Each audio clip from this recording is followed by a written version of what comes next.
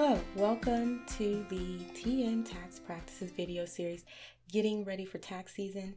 This is video 3 of 9, where we are going to be looking at who qualifies as a dependent. And we're going to jump right into that, starting with the dependent categories. Okay, so there's basically two dependent categories, and that's qualifying child and qualifying relative.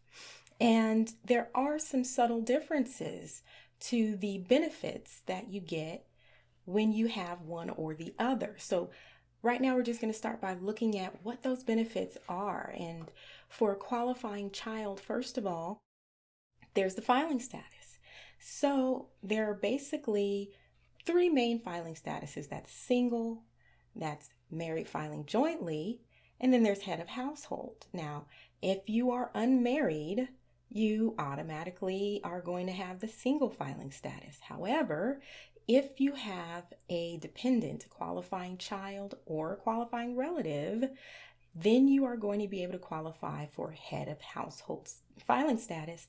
And why that's so beneficial is because going from single filing status to head of household, you get a $6,250 increase in your standard deduction, right?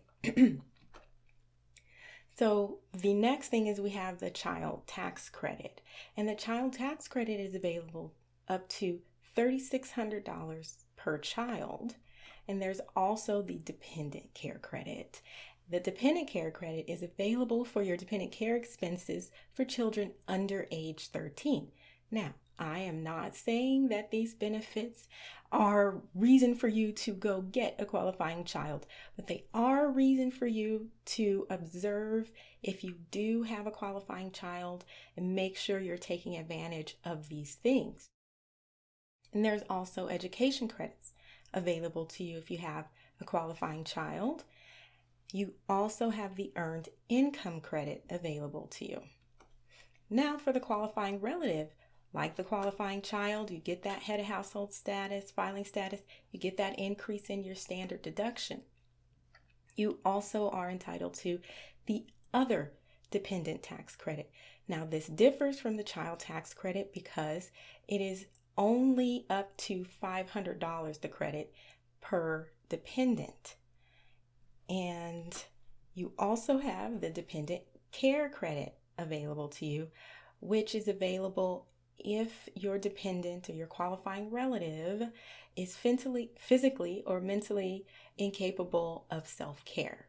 So the dependent care credit for a qualifying child under age 13 is going to be available to you, but if they're over age 13, then you might be looking at the qualifying relative if they are physically or mentally incapable of self-care.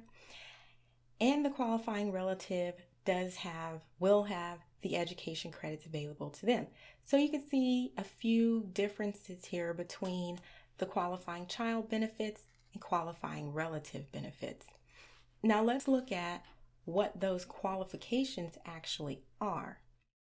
So the qualifications for a qualifying child, we're going to look at a few different things, starting with the relationship, right? So the relationship is going to be your traditional son, daughter, stepson, stepdaughter, or descendant of such child, but it can also be a brother, sister, stepbrother, or descendant. It can be a foster or adopted child. Okay, so those are the relationships that we're looking at, the types of relationships we're looking at to qualify as a qualifying child. And next we're going to look at the age. Now the age has to be of the qualifying child younger than the taxpayer, right? So if we are looking at a brother, sister, stepbrother, that brother, sister, or stepbrother is going to have to be your younger brother, sister, or stepbrother. If not, then we're going to have to move on to perhaps qualifying relative, okay? They have to be under age 19 or under age 24 and a full-time student, okay? The exception to this age rule is if they are permanently disabled. Now, the residency or abode test is merely looking at the fact that the qualifying child must live in the same principal place of abode as the taxpayer for more than 1/2 year. Things like summer vacation or whatever, what have you. Maybe they took a trip. That is not going to disqualify the child. They lived with you the majority of the time, so more than 1/2 the year. Last is the support. You provided more than half of his or her support for the year. Now we're looking at the qualifications for qualifying relative. And we have the same, some of the same tests. First being the relationship. And this area for relationship is so large because the relationship for a qualifying relative is vast, okay? It is not the same definition or the same way we think of a relative traditionally or typically, right? So it's going to be the traditional child, a stepchild, adopted child. It's going to be a sibling. It's going to be parents or grandparents, aunts, uncles, nieces, and nephews. In-laws perhaps can qualify as a qualifying relative.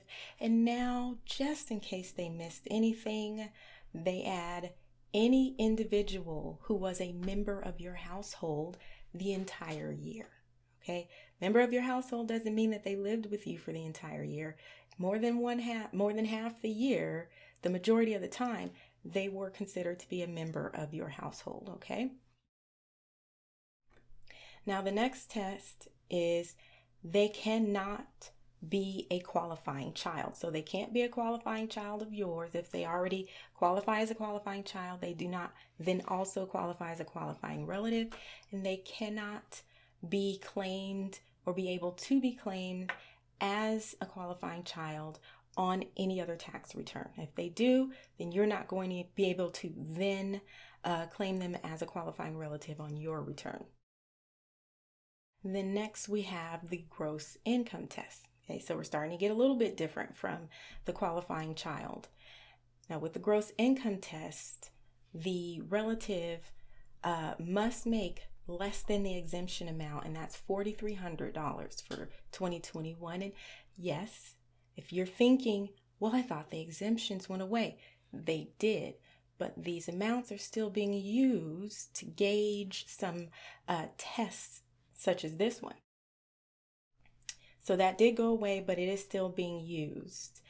Okay, and that gross income does include basically all income. So any cash, property, services you received, the cash or the value of that property, the value of those services that you received income, that's going to be included in your gross income.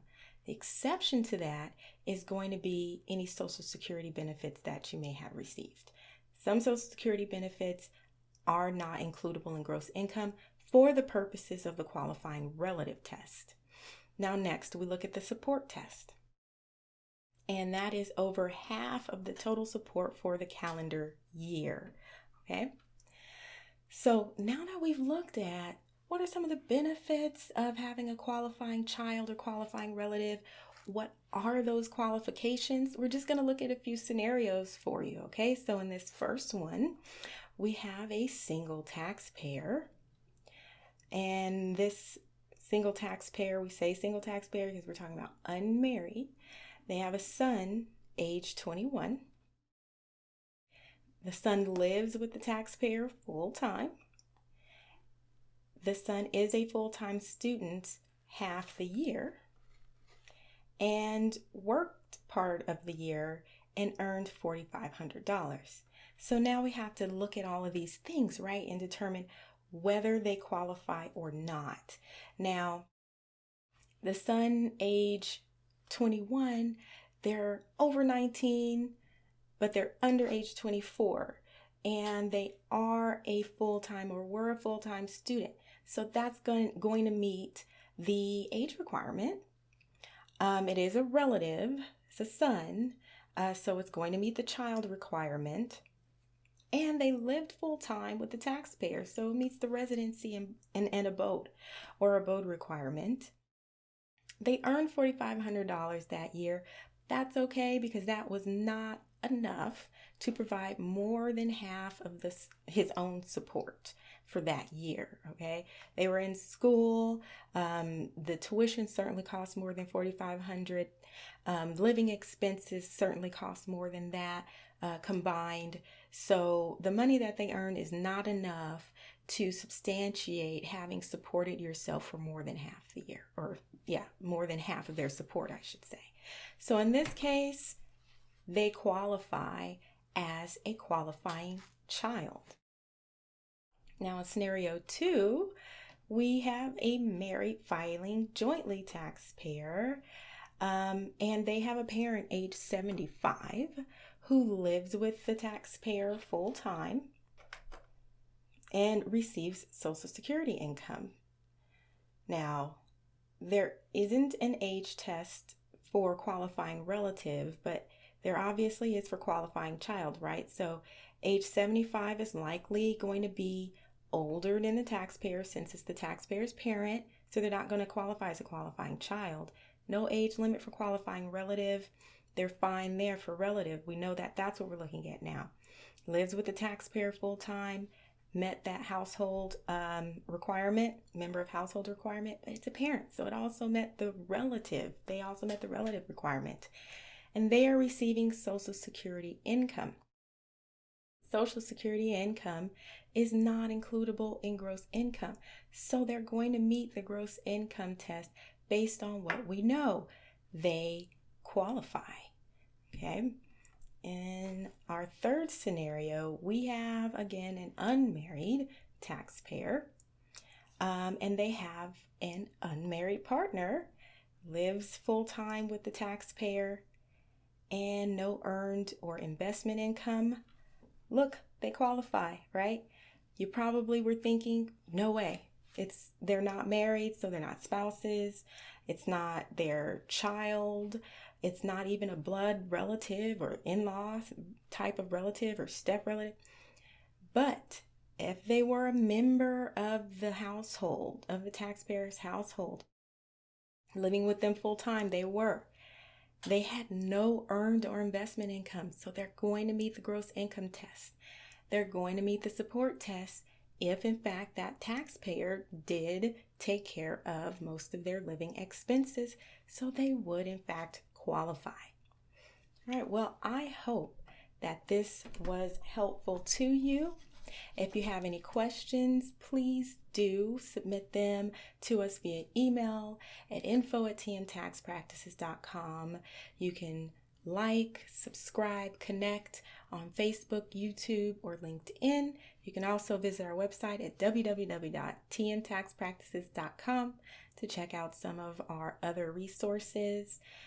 Again, I hope you enjoyed this video, and please let us know if you have any questions. Thanks.